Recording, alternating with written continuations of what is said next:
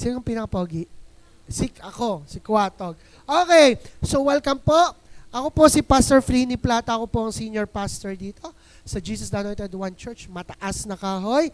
And we believe Jesus is the reason for this season. Si Jesus ay masarap kasama. We don't believe in any religion. We believe in a relationship with Jesus.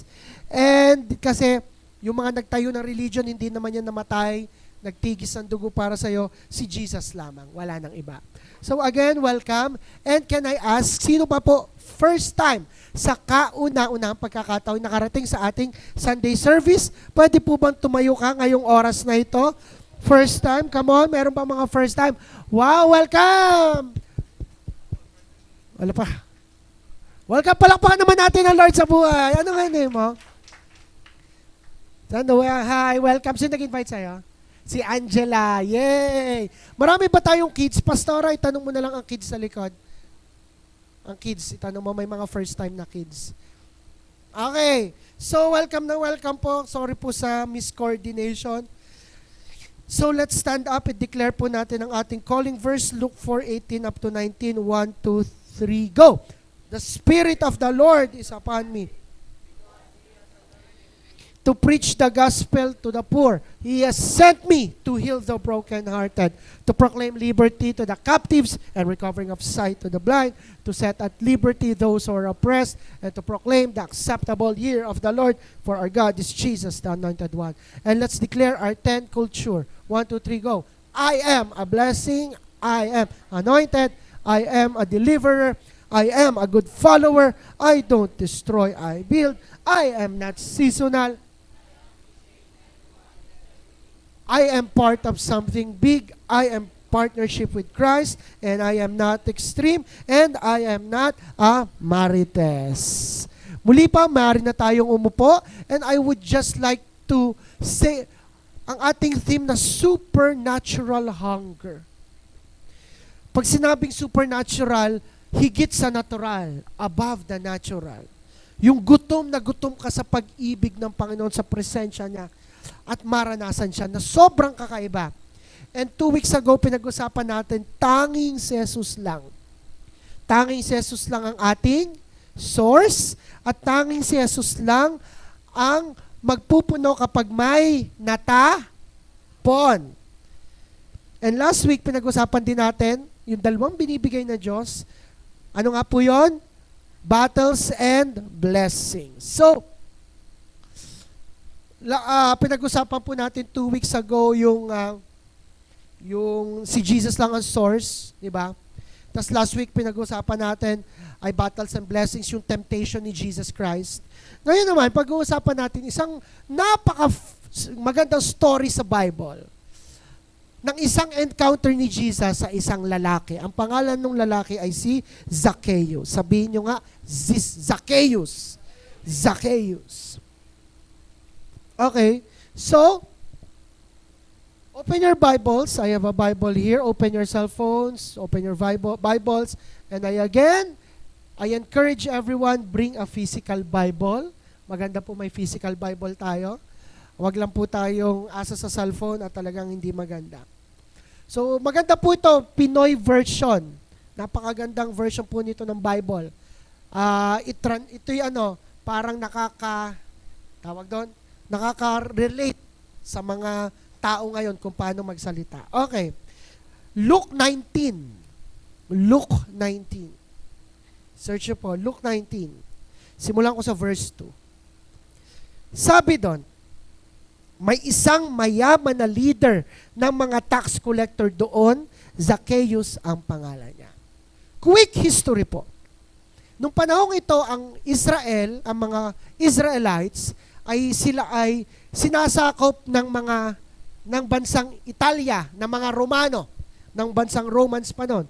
Kumbaga tayo'y sinakop ng mga Espanyol, ang mga Hudyo ay sinakop ng mga Romano. So, sila ay under sa gobyerno ng Hudyo. Ngayon, ang mga Romano, ang opisyal noon, nag-uutos na maningil ng buwis. Ang inuutosan ng gobyerno noon ay hindi mga Italiano o mga Romano. Ang ina-appoint ng mga Romano noon ay kapwa Hudyo para singilan ng buwis ang mga taong bayan. Ngayon, pag sinabi ikaw tax collector, sabihin nyo nga, tax collector. If you are a tax collector, you are being despised. Galit na galit sa'yo mga tao. Bakit po? Kasi, sinisingilan mo ng labis. Alam ng mga tao, madadaya ang tax collector. Sinisingilan lagi ng labis. Halimbawa, ang tax ko lamang ngayong buwang ito'y 100 pesos. Ang sisingilin nila ay 300 pesos. So, galit na galit ang mga Hudyo sa mga tax collector kasi kapwa kita Hudyo, kalahi kita, dinadaya mo ako. At isipin mo, itong si Zacchaeus ay hindi lang tax collector, siya ang leader. Siya ang head ng BIR. Kung kayo ay nagalit sa gobyernong korap at nakita kayo ng katiwalian, isipin nyo mga tao nung galit na galit sa tax collector. So, ganun yung galit. Understood? Hindi pa kayo kung kayo mapolitik at alam nyo, aba, ako'y dinadaya ng gobyerno, dinadaya ng ganito, which is wala akong sinasabi. Huwag tayo mag-live. Hindi naman biro lang. So, masamang tao si Zacchaeus. Tingnan mo ang katabi mo. Sabihin mo, masamang tao si Zacchaeus. At sabi sa verse 3, sinubukan niyang makita si Jesus. Ganito kasi. Okay, sinubukan niyang makita si Jesus para makilala kung sino ito. Pero sa dami ng tao, di niya ito makita dahil pandak siya. Tingnan mo ang katabi mo, basahin mo ang huling linya, samihin mo, dahil pandak siya. Dahil pandak siya. Buti na lang matatangkad ang mga taga J1, matataas na kahoy. Matatangkad, pogi, magagaling sa basketball. So, ang mga tao ay galit kay Zacchaeus. Usapan sa bayan, usapan sa bayan na merong for 400 years kasi noong panahong yon, kailangan ng mga Israelita ng tagapagligtas. May propesiya nakasulat sa salita na may dadating na Mesaya o tagapagligtas. At noong panahong yon, usapan na, itong bayan na ito'y bayan ng Jericho. Isipin natin, bayan ng Jericho. May dadating na tao. At yung taong yun, siya yung sinasabi sa propesiya na tagapagligtas.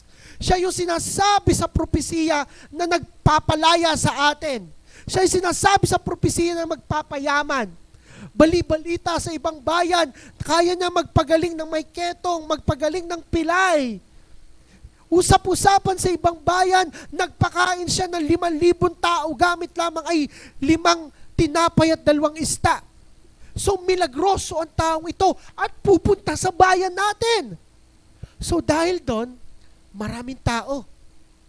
Nung si Jesus at ang kanyang 12 disipulo, na higit pa pala, ay papunta na, nandun na sa may welcome, mataas na kahoy. Ang dami ng tao. Dahil yung mga tao, gusto Jesus, ipag-pray mo ako. Ako'y may sakit, ako'y bulag, ganito. Tapos yung iba, gusto lang mahawakan si Jesus. Mahawakan ko lang si Jesus. Sa dami ng tao, yung iba nakikosyoso lang, sino gayon? Hindi kami say gayon tayo. Sino gayon? Nandun ang daming tao. Aminin. Pero itong si Zacchaeus, gustong-gusto niya makita si Jesus. Kaso may problema. Ano nga problema ni Zacchaeus? Siya ay anong problema? Siya ay pandak. Ay mga basketball player yung mga taga Jericho. No? So, hindi makita. Anong ginawa ni Zacchaeus? Next verse. Yan. So, tumakbo siya para unahan ang mga tao at umakyat sa puno ng sycamore dahil dadaan si Jesus doon. Noong ako po'y nakapag-trip sa Israel 2018, nakita ko mismo yung puno na inakyatan ni Zacchaeus. Yun. Hindi po yun si Zacchaeus. Si ano po yun? Hindi ko na. Pogi yun. Hindi rin po yun buko. Ako po yun. Hindi po yung puno na sycamore. Ako po yun. So, umakyat ng puno si Zacchaeus. Pagdating ni Jesus sa lugar na yon, tumingala siya kay Zacchaeus, nakita sa puno, at sinabi, Zacchaeus, bumaba ka dyan, bilis. Kailangan ko kasing magstay sa bahay mo ngayon. Naglalakad si Jesus, nakita sa Zacchaeus, Zacchaeus, baba ka, bilis. Tayo sa inyo, ipaghanda mo ako. Umorder ka ng maraming mix and match, kakain tayo sa inyo. Yan ang sabi ni Jesus. Bumaba agad si Zacchaeus, verse 6, bumaba agad si Zacchaeus at masayang winelcome si Jesus. Pumunta sa bahay. Nagbubulungan ang lahat na nakakita nito. Sinabi nila, pumayag si Jesus maging bisita ng isang makasalanan. Noong unang panahon pala, uso na ang mga marites. Hoy, di kaya yung si Jesus? Di ba yun yung anak ng Diyos? Ay, bakit kasama yung masamang tao? Bakit kasama yung ganun? Ay, balita ako'y ganito. Tingnan mo ang katabi mo, sabihin, buti na lang, hindi ka marites. Nung nasa bahay na sila, verse 8, tumayo si Zacchaeus, ay hindi pala, nandun pa, wala pa sa bahay. Ang alam ko wala pa sa bahay. Tumayo si Zacchaeus at sinabi sa Panginoon, Sir, ibibigay ko po sa lahat na mahihirap ang kalahati ng properties ko. Uy. At kung may nadaya akong iba, babayaran ko siya ng 4 times nung halaga. Sana all ang yaman. At verse 9, sinabi ni Jesus sa kanya, dumating ngayon ang kaligtasan sa bahay na ito. Dumating ay sa bahay na ito kasi anak ka ni Abraham. Dumating ang Son of Man para hanapin at iligtas ang nawawala. If you know yung English ng Luke 19 verse 10, ito yon. The Son of Man came here to seek and save the lost. Ang title na i-share ko ay Desididong Pagsuko. Let's have a quick prayer. Lord, open our hearts like Zacchaeus na magkaroon kami ng desididong pagsuko sa iyo. Salamat po aming Ama sa pag-anoint sa amin and ihanda mo puso namin sa taong ito upang maranasan namin yung kaginhawaan at yung pagpapala na nakaplano sa amin. Sa pangalan ni Jesus, Amen. Palakpakan muli natin ang Lord. Come on. Sino dito yung desididong tao? For example, yung pag may gusto kang bagay, bibilhin mo. Mamaya tao. Alam mo naman pupunta ako doon. Yung pag may gusto ko ng mix, ganun ang aking asawa, mahal, gusto ko ng mix and match. Kahit pagod na ako magdadrive, maghahatid pa ng madaling araw, dahil mahal na mahal ko ang asawa ko, ipagdadrive-thru ko pa yan. Ano, di ba? Tama. Tama, Roslyn. Tama. Ganun talaga. Kasi desidido ka na magpasayahin ang asawa mo. Minsan ganun, pag may gusto kang pagkain, talagang gagawin mo. Kakainin mo. Gusto ko yun. Mag-iipon ako, gusto ko ng samgyupsal. Pupunta tayo ngayon doon. Lalo na't may pera ka. And minsan talaga, pag may gusto tayong trabaho, talagang pipilitin mo mag-aral, makapag-apply para doon. Pag may gusto kang pupuntahan, mag-iipon ka para makapagbakasyon doon. Ganun yung may gustong-gusto talaga. And usually, kapag may gusto-gusto kang tao, di ba, pupuntahan mo talaga. Ngayon po, pag sinabi na gustong-gusto kita, ang effort na ginagawa ng mga henerasyon ngayon ay ganito. Yung gustong-gusto ha. Itatanong, kuya, anong pangalan nun? Isa-search sa Facebook, i-chat-chat. At sasabihin, hi. May nakita sa youth anniversary. Kukunin, i-stock, hanapin anong satellite. JA1, Lukban, at i-chat-chat, hi. Gustong-gusto na. Pero wala kayo nung panahon namin. Tanda ko nun, may gustong-gusto akong babae, taga-Lukban. Hindi ko chinachat. Pinuntahan ko. 5 oras ang biyahe. Kasi desidido. Naalala ko kwento ng Tita Preni, di ba? Nag-love story nila ng Tito Jun. Ang pinaka naalala ko lang talaga, tita, ay ito yung ganito. Hindi ko alam kung tunay, correct mo ako mamaya. Parang may ibang nagugustuhan yata, gano'n. Pero dahil gustong-gusto ng Tito John, yung si Preni, si Borboro ng taga Tarlac.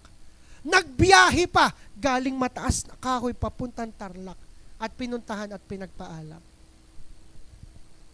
Ganun yung desidido, ganun yung gustong-gusto. Hindi yung pag nakachat hindi nag-reply, ay ayoko na pala. Walang ano doon. Walang ano yun, dedication. Di ba? Tapos sasabihin mo, mahal mo, kachat mo lang. Ay nako, iba pag sinabing desidido, sabihin nyo nga, desidido. Kaya kwento ko sana si Pastor Aldrin, pero cut. Bawal. Ngayon, itong si Zacchaeus, si Zaki. Natikman na siguro ni Zacchaeus lahat. May pera siya. Malamang malaki ang bahay niya nun. Kasi siya ang leader, siya ang head ng mga tax collectors. Magaganda at branded ang mga damit, sapatos. Siguro nung unang panahon ng mga sasakyan niya, yung mga Ferrari, mga Aston Martin, mga Lamborghini, mga ganung mga sasakyan. At siguro marami siyang naging babae, hindi ko alam. Pero, may hinahanap siya. Di ba? Nung nabalitaan niyang may tagapagligtas na dadating sa kanyang bayan, inisip niya, kailangan kong makita to.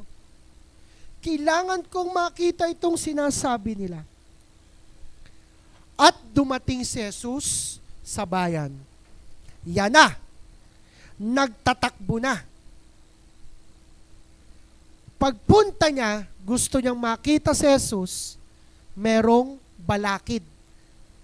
Siya ay pandak. Maraming tao. Pero, ginawa ni Zacchaeus lahat. Umakyat siya sa puno.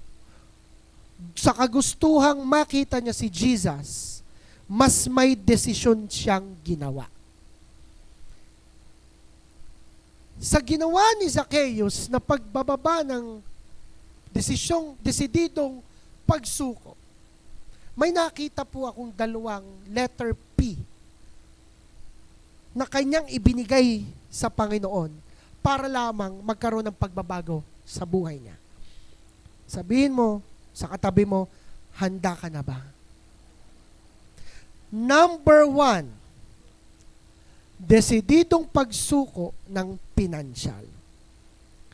I will be honest here, ang church natin, honest and humility. Sino po dito ang sawang-sawa na sa challenges nila financially? Taas ang kamay. Lord, ayoko ng ganito. Ayoko ng ganito aming finances. Ayoko ng ganito. Or okay lang sa'yo na ganyan lang kayo. Hindi ko masabi. Sino dito yung gustong-gusto ng breakthrough? Taas ang kamay. Yung pag sinabing breakthrough, yun na! Nakuha ko na! Nabili ko na! Naayos na! Nakapagpatayo na! Nakapagpundar na! Yun ang sinasabing breakthrough. Taas ang kamay. Or okay lang sa inyong walang increase. Okay lang na ganito. Buhay ko, okay lang, masaya na ako na. Tunay naman, yung 3 beses nakakakain sa isang araw, masaya naman talaga. Pero sasabihin ko sa inyo, hindi tayo ginawa ng Diyos na ganun lang. Ginawa ka para sa isang supernatural na pagpapala. Amen. Gustong-gusto ng Diyos na pagpalain ang ating pinansyal. Kung nasahod ka na ng ganito, gusto ng Diyos doblein pa yon. Kung nakita ka na ng ganito, gusto ng Diyos triplein pa yon. Pero, kailangang isuko muna natin kung anong meron tayo. Next nga, sabi dun sa verse 8, tumayo si Zacchaeus at sinabi sa Panginoon, Sir, ibibigay ko po sa mga mahihirap ang kalahati ng properties ko. Kung may nadaya akong iba, babayaran ko siya 4 times nung halaga. May nakita lang ako. Tumayo. Sabi nyo nga, tumayo. Asan si Zacchaeus nun? Nung oras na yan, asan na siya?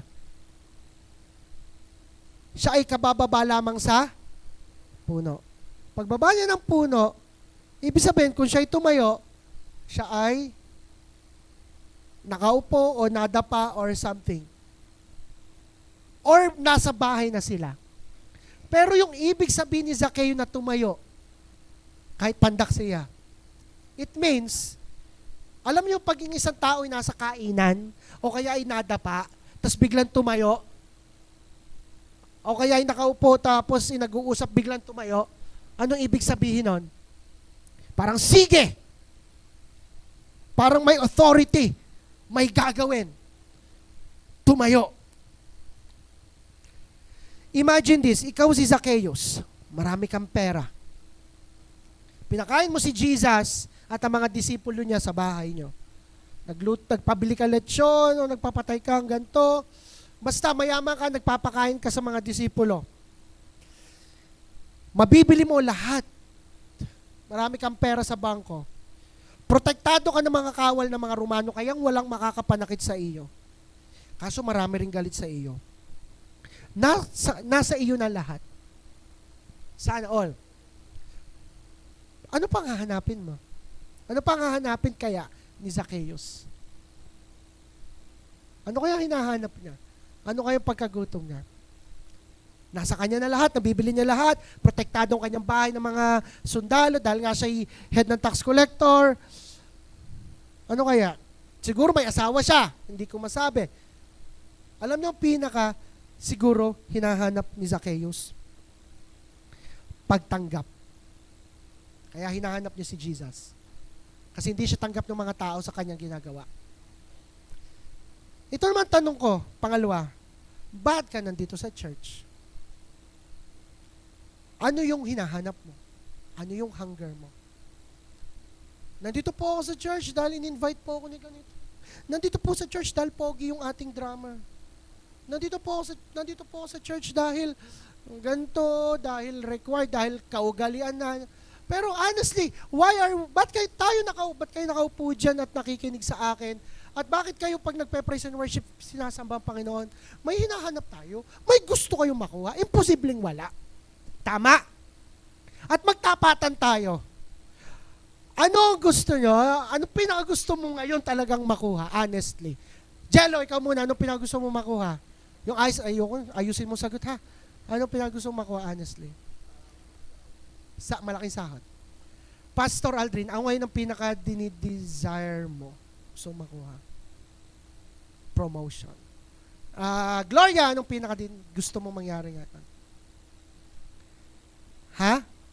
Pasadong grades ngayong SEM. Ang pinaka-dinidesire ko kung tatanungin ko ngayon, besides dumami tayo dito, makapagpatayo ng sariling bahay.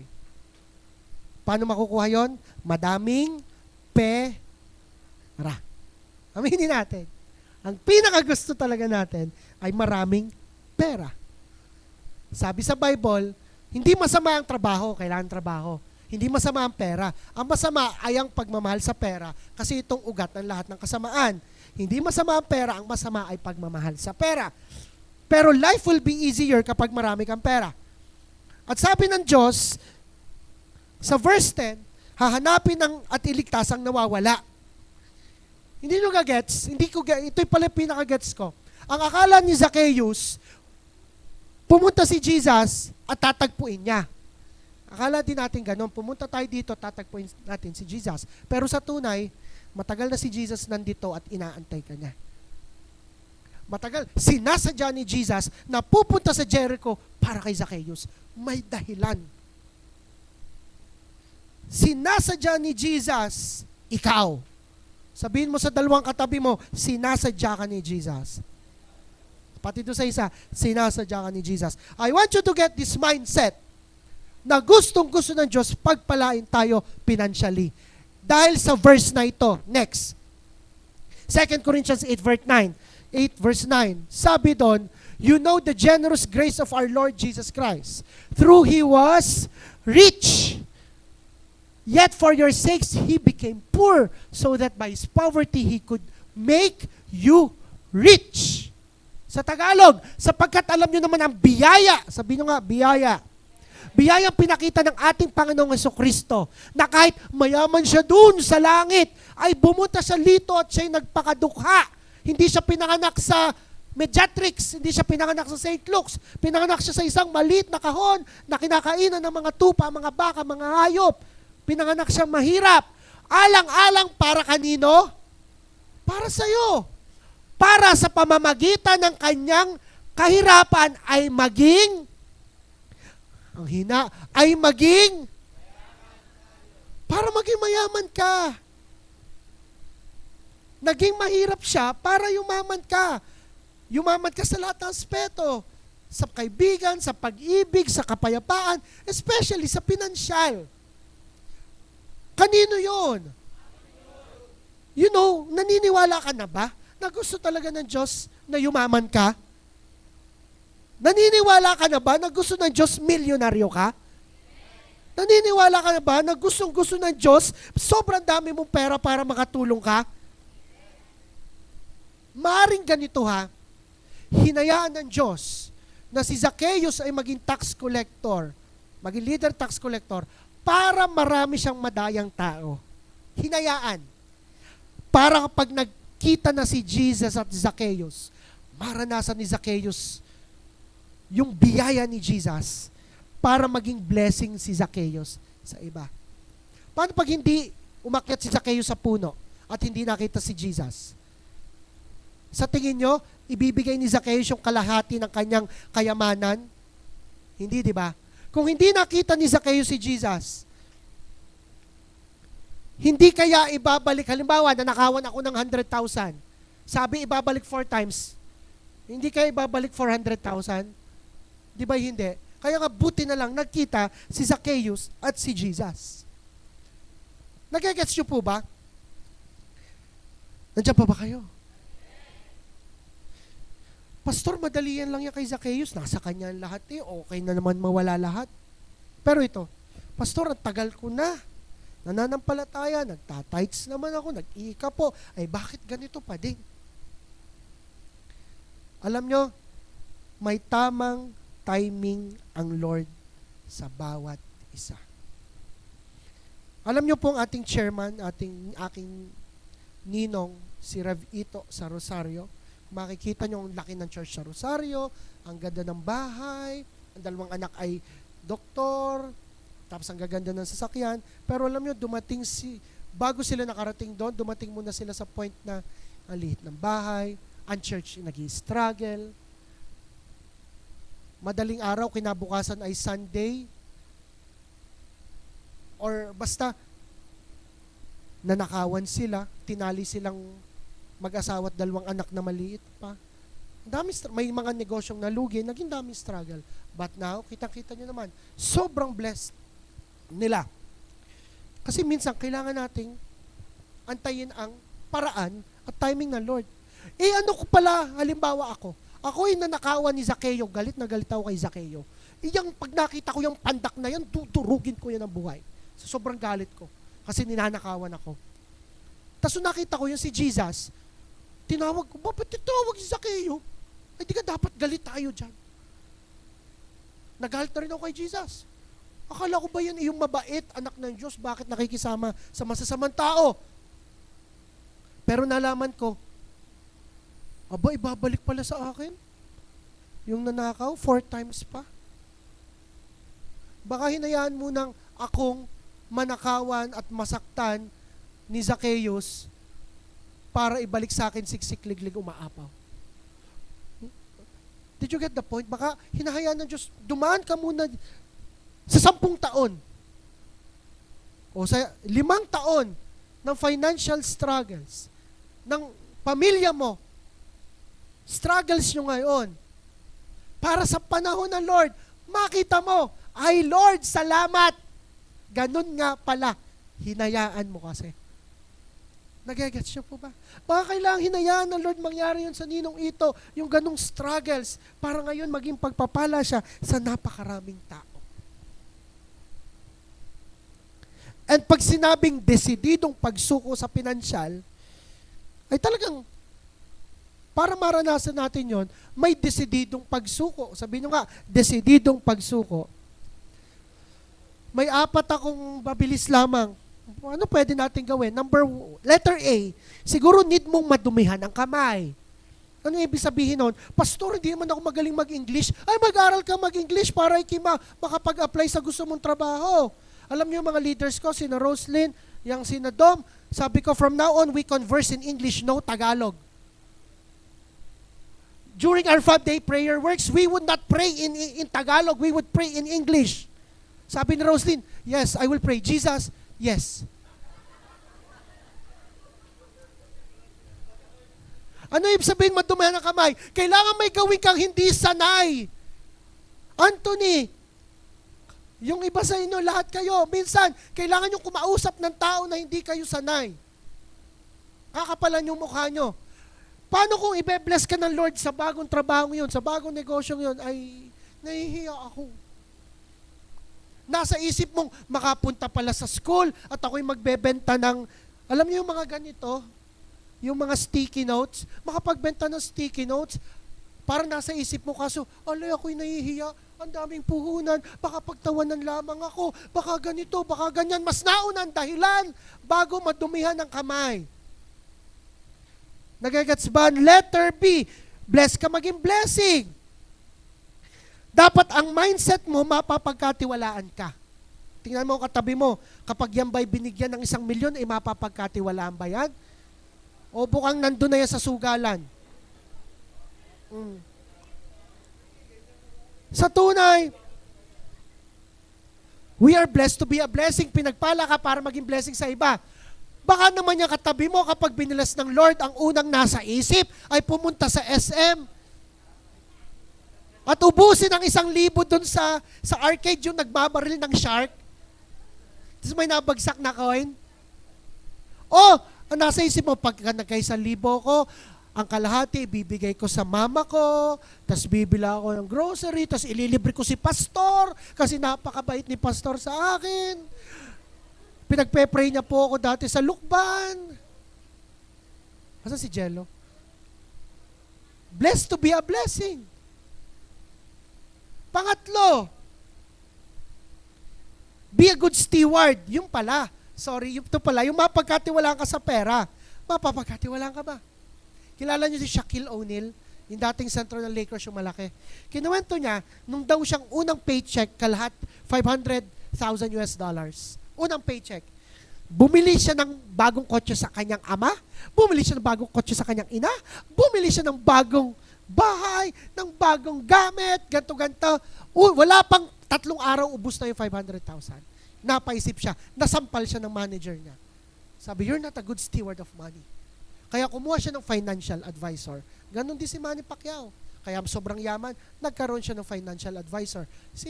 Ganon din tayo. Baka kaya hindi ka pa binebless ng Lord. Kasi pag binigyan ka ng perang yun, ay, ang ganda nito, ang daming magagandang damit sa Shein. Ako'y bibilo. Lahat ng nasa aking add to cart. Ay, check out ko na. Baka kaya hindi tayo bless ng Lord. Tandaan nyo, si Jesus ang ating the best na financial advisor. And lastly, paano mo isusuko ang finances mo? Ibalik mo sa Lord ang Kanya. Sabihin nyo nga, supernatural tithing.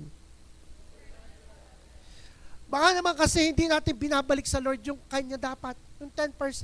Baka nasa isip natin, ay sumahod ako, ay babawas ko munang pambili ng pambayad ng Batelic, pambayad ng Meralco,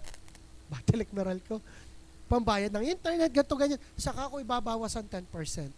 Hindi po ganon. Ibalik natin sa Lord ang nararapat. Kasi sa Kanya yon. And kung desidido kang isuko ang iyong pinansyal sa Panginoon, doon mo mararanasan yung naranasan ni Zacchaeus. Sino taas ang kamay, sinong gusto ng ganon? Yung ginawa ni Zacchaeus, honestly. Yung mama, saan mo gustong kumain? Papa, tara, ibibili kita ng bagong sapatos. Yung, oy, may magandang lupa doon, hindi ka nag-iisip, bibilhin mo na at papatayan mo ng bahay. Yung namimigay ka na lang ng pera, sino yung gusto yung ganun? Taas ang kamay. At sasabihin ko sa inyo, gusto din ng Diyos mangyari yon sa buhay mo. Palakpakan mo naman siya. Pag naisuko mo na yung apat na yan, imposibleng hindi kanya pagyamanin. Pangalawang letter P, dalawa lang po ito. Desididong pagsuko ng pride. Ako si Zacchaeus, tax collector. Ako ang dapat nasa unahan. Tumabi kayo, mayaman ako. Hindi nyo ba alam pag kayo matatangkad kayo, hindi kayo tumabi. Kaya kong dayain ang inyong buwis at ipakulong kayo pag hindi kayo sumunod sa akin. Pero nung ginawa ni Zacchaeus, binitawan niya ang pride niya at isang mayaman na tao ay umakyat sa puno. Imagine, isipin mo ngayon ang pinakamayamang ma-influensyang taong kilala mo. Isipin mo ngayon. Isipin mo umakyat sa puno ng Nara. Hindi pagtatawanan mo. Ba't kayo nandun? Pipicturan mo pa. Verse 4, so tumakbo siya para unahan ng mga tao at tumakyat sa puno ng sycamore dahil si Jesus ay nandoon. Minsan kasi, para tayo umangat, kailangan muna tayong, ulitin ko, bago tayo umangat, kailangan muna tayo ay, bumaba. Ang supernatural na pagkauaw sa Panginoon ay gagawin mo lahat at talagang bibitawan natin lahat ng ating pride para lang makita si Jesus. Isa sa mga hinihiling ko sa Lord ngayon ni Lord, parang hindi ko, lagyan mo ng direksyon ang aking 2024. At medyo tahimik pa ang Lord. At magtatapos po ang ating fasting, kailan nga? February 4. So, isang linggo na lang, yes, makakakain na sa gabi. Kasal po ng ating dating assistant pastor dito. Kasama ko po sa table yung mga tita Maylin. Ang sarap ng pagkain. Tinanong sa akin, masarap. Tinanong sa akin nung kinasal, masarap ka po pagkain? Oo, kita ko. Pero hindi ako nakain kasi fasting ako.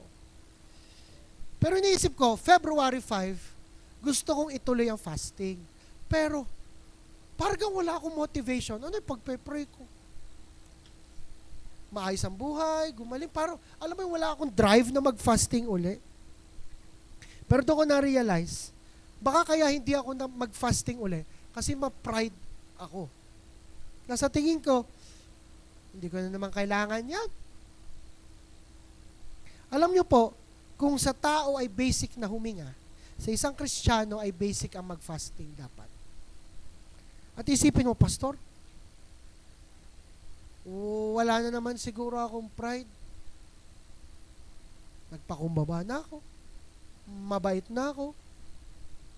Chinat ko na yung aking kapatid na inagawan ako ng titulo ng lupa. Wala na po akong pride. Alam nyo, next nga. Picturean nyo to.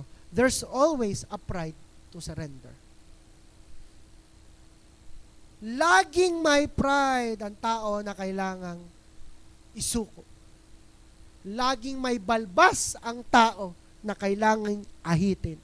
At laging may mabahong hininga ang katabi mo na kailangang mag-toothbrush. Naamoy nyo ang bad breath niya? Di wala mo ng bahong hininga. Try mo huminga sa katabi mo. Ang katabi mo magsasabi sa iyo, at kapag sinabihan kang baho ng hininga mo, anong reaction mo? Ang kapal naman ang mukha mo, ikaw ay mabaho din. Baho ng hininga. Na-hurt ka. Kagaya po yun ng pride. Sa tingin mo, wala ka. Pero pag sinabihan ka ng katabi mo, alam mo, ikaw naman talaga mali dun sa away niyong magkaibigan, magagalit pa yun sa iyo. Kinokore ka na nga. True. Tingnan mo katabi mo, Beshi. Ito ang pinakatanong ko. Gaano tayo kasididong mabago ang buhay? Maayos ang pamilya, magkaroon ng breakthrough, na kailangang isuko mo araw-araw ang pride mo. Pastor, hindi ako ma-pride. Siya ma-pride. Hindi ako ma-pride, yung anak ko ang ma-pride. Yung katrabaho ko, yung boss ko, hindi ako mabait. Yung asawa ko ang ma-pride, pastor. Hindi po ako. Alam mo yung sinabi mo pa lang na siya ang ma-pride, back to you. Ikaw mismo yon. Sabi nga nung isang sikat na tao, si Jennifer Lopez. Sabi ni Jennifer Lopez, all my pride is all I have. Minsan kaya nahirapang makita uli ng tao na may pride ang tao. Kasi, yun na nga lang pangahawakan, di ka? Lalo na tayo mga Batanggenyo, di ka tayo, kahit walang pera, ay basta pista ay maghahanda. Di ka? Alay, pupunta si kumparing taga San Luis, ay nakakaya namang walang pakain. Ay may pera ka, ay wala nga, ay pautang muna. Ano nga yun? Ano nga yung kasabihan ng Batanggenyo? Mawala na ang yaman, wag lang ang yabang. Alam yung mga Batanggenyo. Sa mga nanonood online na hindi taga Batangas, mababait po kami Batanggenyo. Pero honestly, mayayabang daw tayo. Alam niyo po, nung nililigawan ko pa dati si Pastor Araki noon, ayaw niya na akong sagutin. Sasagutin na sana po niya dahil gwapong-gwapo sa akin. Pero ayaw niya sagutin. Alam niyo kung bakit? Kasi, alam ng mga taga Quezon na mayayabang ang mga taga Batangas. Usapan daw sa Quezon noon, wag kang magpapaligaw, wag kang magkakaroon ng boyfriend o girlfriend na taga Batangas dahil sobrang yabang ng mga yan. Tunay. Tapos di ba ang mga sabugan sa atin? I-announce pa ng ng mama ay, oh aray, ang ninong na taga Garne, 10,000 lang, ay dagdagay. Kaya napakahirap namin nung kami kinasal, hirap na hirap kaming kumuha ng mga ninong sa kasal at ninang na taga Quezon. Kasi ganun sa Batangas, nakakahiya. Di ba? Pero hindi lang yung Batanggenyo, sa normal na tao, tayo ay mayayabang. Gaano mo need panghawakan ng pride natin na alam mong nakakasira na ito ng pamilya mo? Yung hindi kayo magbate, yung ikaw ang unang lalapit sa kapatid mo. Alam kong yung may kagalit na kapatid, ikaw lalapit ha, ay, kuya, ganito. Ay, pareho, ako naman ni mali din. Hindi ko sinasabing tama ka kung may mali din. Ay, pwede kang ayusin natin. Mahirap yun, diga. Madali, mahirap. Sabi sa inyo, may pride tayo eh. Yung ito, sige na nga, tatry kong pakinggan yung sinasabi ng pastor ng JA1. Yung, alam mo pat hindi natin ibigay. Sino po dito ang taas ang kamay ha? Let's be honest. Nandiyan pa ba kayo? Hindi na po today ang ating anointing of oil. Next week na po. Sino po dito yung maraming red flags? Taas ang kamay. Red flags. Ano po yung pastor? Pulang bandila. Red flags. Okay. Ang hirap isuko ng red flags. Ano? Nung si Zacchaeus ay bumaba sa puno, ano yung sunod na verse? Pinag-usapan siya, maraming marites. Di ka? Sino dito yung kaya may pride dahil sa sasabihin ng ibang tao? Kaya may pride dahil ayaw makarinig ng hindi maganda sa kanyang kapitbahay. Alam nyo, meron ding pride yung nawala ako. Yan. Ano pa ba yung pride? Yung magpasakop pa sa iyong life group leader. Walang si ate ganito na si pastor naman ay, ano pang pride? Ito tanong, willing ka ba isuko? O desidido ka bang isuko? Keyboardist please. Sabi doon sa last na po to, verse 9, sabi doon, Sinabi ni Jesus sa kanya, dumating ngayon ang kaligtasan sa bahay na to. Kasi anak ka rin ni Abraham. Anong dumating sa sambahayan ni Zacchaeus? Kalig. Anong dumating? Pag sinabing kaligtasan or salvation, spiritually, sinisimbolize din ng katuwidan, kagalingan, pagpapala, biyaya, kaayusan, pinansyal.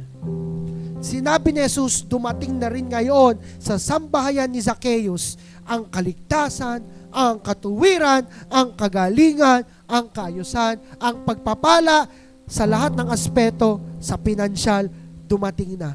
Kasi dumating ang anak ng tao, ang Son of Man, para hanapin at iligtas ang nawawala. Taas ang kamay na gustong dumating ang sa sambahayan nila yung kaligtasan. Amen. When I say kaligtasan, maligtas ang unang-una, maligtas ang pamilya ko, maligtas ang magulang ko, maisama ko sa church ang mga tao sa bahay. Pag sinabi kaligtasan, dumating sa bahay namin yung breakthrough na ang tagal-tagal na. Yung pinansyal na pagpapala, yung kaayusan ng buhay. Dumating sa bahay namin yung kaayusan ng aming mahal sa buhay. Dumating sa sambahayan namin kagalingan ng sakit karamdaman. Sabi ni Jesus, dumating kay Zacchaeus kasi desidido niyang insinuko yung kanyang pinansyal at desidido niyang isinuko ang kanyang pride. Ito ang tanong ko sa inyo, desidido ka ba ring isuko ito sa Panginoon araw-araw ngayong supernatural 2024? Alam niyo po, ako po, testimony lang, ako pinakamayabang nakilala ko sa pinakamayabang. My pride is hello, waving. Nung nasayin ako ng pastor, ang yabang-yabang ko, ang dami kong red flags. Gusto ko bida-bida lagi ako. Gusto ko, nakikita ko na ibang tao ko, nag-i-speak. Deep inside, gusto ko lang makatulong sa ibang mga churches, ibang leader, pero mas deeper inside, gusto ko ikita ako. Gusto ko bida ako. Kaya, nung maraming pinaahit, maraming pinatutbrush, Lord, maraming tinapyas, na-hurt ako.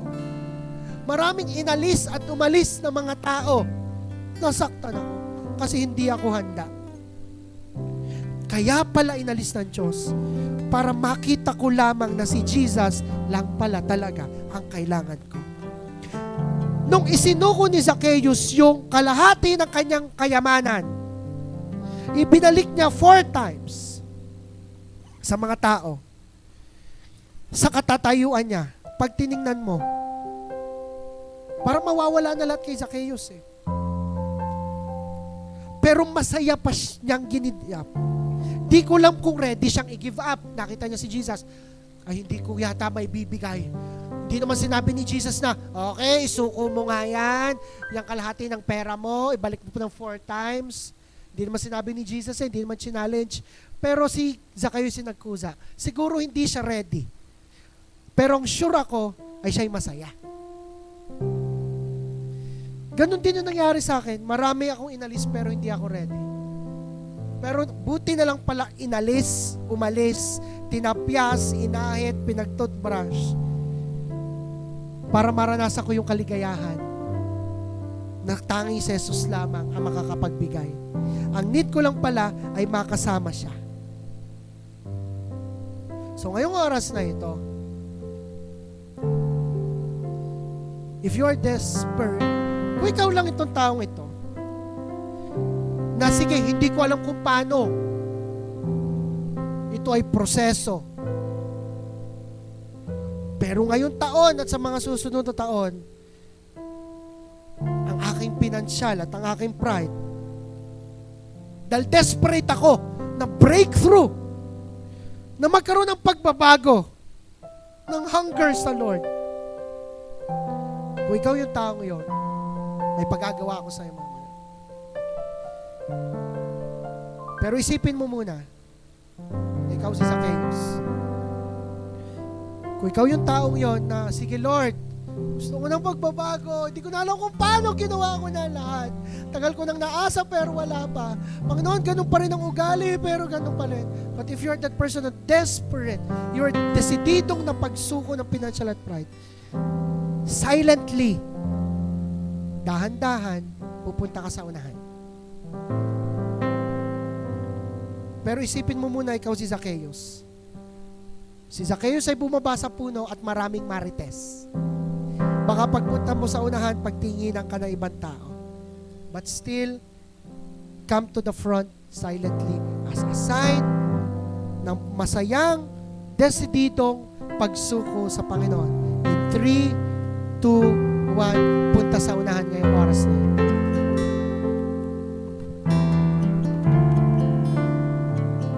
Sa unahan.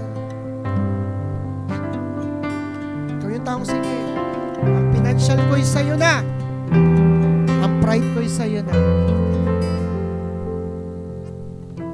Huwag kang titingin. Ikaw ang Zacchaeus ngayon. Hindi ikaw yung Marites. Ikaw yung Zacchaeus. At gusto mong maranasan si Jesus. At gusto mong maranasan yung pagpapala na daladala niya. At gusto mong maranasan yung pagbabago. Pumikit ka lang. Kung gusto mong nakataas ang kamay, kung gusto mong hawak ang iyong puso, as a sign ng pagsuko, gawin mo ngayong oras na ito. Gusto mong ibuka ang kamay mo na may tatanggapin. Isuko mo lang yan sa Panginoon.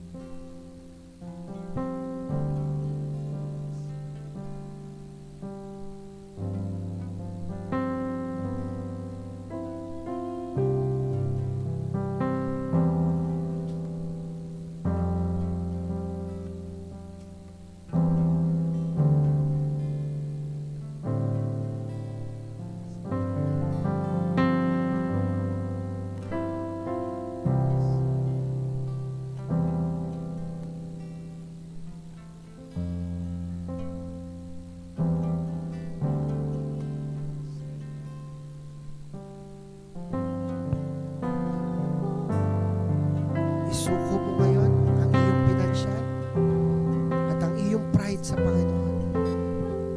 Hindi mo alam ang pride mo. Hindi mo alam ang pinansyal mo. Pero isuko mo ngayon sa Panginoon. Ibigay mo sa Kanya.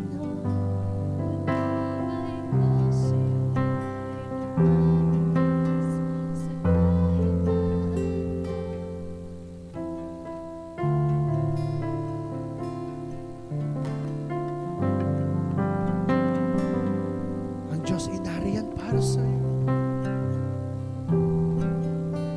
I can see Jesus. Naliwanag siya at nalapit ngayon sa harapan mo. Iniimbitahan ka niya sa isang buhay na ganap at kasaya-saya. Kasama siya. Ngayong taon ang simula. Ngayong Pebrero ang simula. Ngayong araw ang simula. Na isang buhay na punong-puno ng pagpapala, kaligayahan at kapunuan. Sinasabi niya sa iyo, nariyan.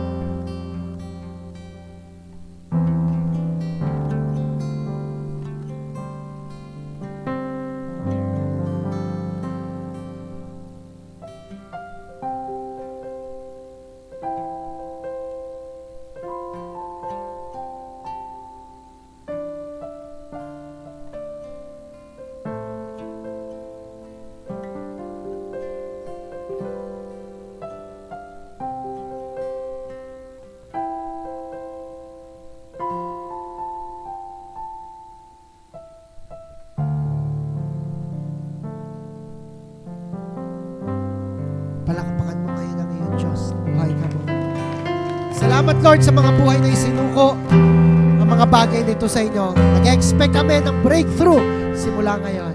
Sa inyo lahat ng papuri pasalamat. Sa pangalan ni Jesus. Amen. Again, mag-high five ka, umapir ka ng 5 tao, sabihin mo, kung ano man gusto mong sabihin.